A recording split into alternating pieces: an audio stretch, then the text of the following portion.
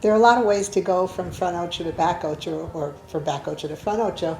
And this first one that we're going to show is one that a lot of people think is really cool. Which one is it we're going to show? Just the zarandeada. Ah. Here's front ocho. Here's back ocho. So all he has to do is pivot me at any time One extra pivot. and change directions.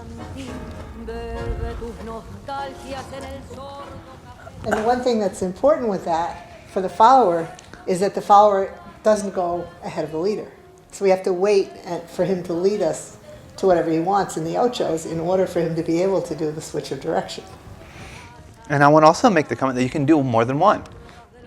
So we did one extra pivot, but you could just keep going back and forth, right? So we have a back ocho, for example. And here we might go, here's our one pivot. No, I changed my mind. No, I changed my mind. No, I changed my mind. Oh, this is fun. No, let's go back into back ocho this time, right? So you can pivot any number of times and then end up with, front ocho or back ocho as you like. Right.